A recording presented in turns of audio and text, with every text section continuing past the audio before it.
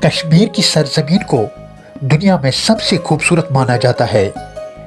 دھارا 370 کے ہٹ جانے کے بعد کشمیریوں کے من میں سب سے بڑی پریشانی یہی تھی کہ اب ان کی زمین پر غیر قانونی طریقے سے قبضہ کر لیا جائے گا اور ساتھ ہی میں انہیں اپنی زمین کے لیے بہت کم دام ملے گا۔ کشمیر گھاٹی میں دھارا 370 سے پہلے کشمیر کی زمین سدھار نیتیوں سے دور رکھا گیا تھا۔ اس کا نتیجہ یہ نکلا کہ کشمیر میں زمین کے دام کبھی نہیں بڑھے اور زمین کے بڑھتے ہوئے دام کا فائدہ بھی کشمیریوں کو نہیں ملا۔ صرف اتنا ہی نہیں، جن زمین کے مالکوں کو اپنی زمین بیچنی تھی ان کے ہاتھ کشمیر کے پرانے قانون نے باندھ رکھے تھے۔ وہ چاہتے ہوئے بھی اپنی زمین کو نہیں بیچ پا رہے تھے اور دیش کے باقی لوگوں کے وپریت اپنی زمین کا فائدہ نہیں اٹھا پا رہے تھے۔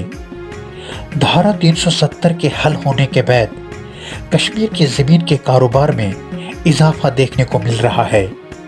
ایک سال کے اندر ہی کشمیر کی زمین کے دام بڑھتے آ رہے ہیں۔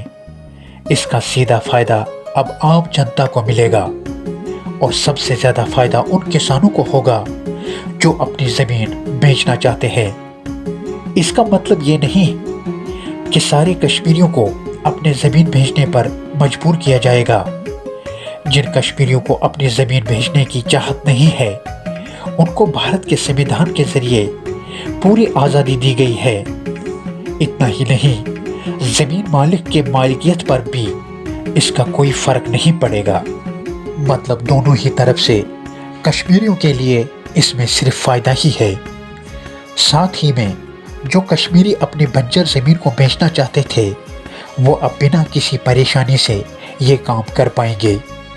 کشمیریوں کو جھوٹ بولنے والے کچھ نیتا نہیں چاہتے ہیں کہ کشمیریوں کا فائدہ ہو، اس لیے کہ وہ ہمارے کچھ کشمیری بھائیوں کو جھوٹی کہانیوں میں بہکاتے ہیں۔